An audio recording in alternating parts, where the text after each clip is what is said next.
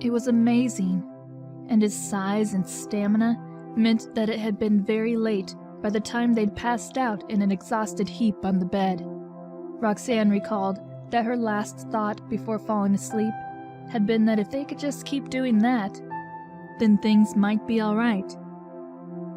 Of course, they couldn't just have sex all the time, and it became evident the very next morning that things were not going to go smoothly. As a future wife of one of the Calvesians, Roxanne was expected to pack her things up and move them to the compound so that she could live with her husband-to-be and learn about their culture. She'd have to drive all the way back to her apartment and deal with that, and she wasn't looking forward to it. When she'd woken up that morning, sore and sated, it had taken a few minutes for her to reorient herself and remember where she was, and Adian was nowhere to be found. So she'd gotten up and walked around his rooms naked, wondering what a girl had to do to get some breakfast. Luckily, someone had brought her clothes and the things she'd brought with her from the day before to the room, so she'd dressed in those quickly, wanting a shower, but not wanting to try and figure out how the complicated button system in the bathroom worked. She didn't know if she was allowed to just get dressed and leave, so she hung around, waiting for Adian to come back, and getting more and more agitated by the minute. When he finally came strolling in over an hour later, sweat damp and shirtless, she'd scowled at him. "Is that all you people do? Work out and fight?" "Just like all your people do is whine," had been his retort, which set the tone for the exchange. "Excuse me?" "Are you lacking in hearing?" Adian asked, tipping his head to one side as he looked down at her. Roxanne had glared. "No. Look, whatever. I honestly don't care what you do on your own time, but I have places to go. So what's the deal with coming and going in this place?" He looked at her blankly. "Why would you need to go?"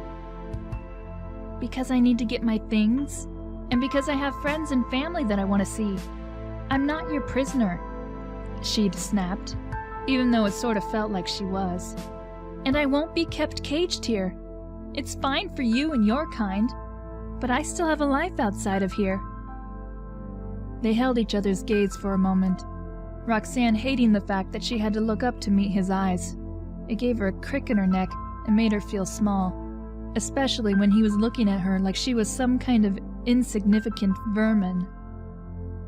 Finally, he shrugged a shoulder. "Do as you please. I do not care." It should have been relieving to hear him say that, considering she didn't want him telling her what to do or thinking he had some kind of control over her. But it just made her madder, and she glared harder. "So pleased to have your permission." His eyes had flashed, and Roxanne was struck by just how eerie and silvery they were. When he leaned down into her personal space, she'd fought herself to keep from taking a step back, even though everything in her was screaming that he was a threat and she needed to back up. But she reasoned that if she acted like she was afraid of him, then he'd never treat her with respect, and she was determined not to be cowed. "You're whining right now," Adian said, leaning in so close that she thought he might kiss her. "If you want to go somewhere, then go. I don't have time to watch after you." "I'll have you know that I'm an adult, and I don't need anyone to watch after me." "So you say. But you people are all so weak. It's a wonder you haven't been killed off yet." "Excuse me?" "Something was unclear?" "Yeah, your problem is unclear," Roxy snapped. "I know your kind think we're worse than ants, but you don't have to be a muscle-bound ox to be worthy of respect." She'd half expected that she'd gone too far with that quip, but Adian just looked bored. "I do not know what an ox is," he said, and Roxy was done. She snarled under her breath and grabbed up her things, unwilling to keep arguing with him. "Fine, whatever. I'll be back when I'm back." Without looking back, she'd slammed the door behind her and stalked along the walls,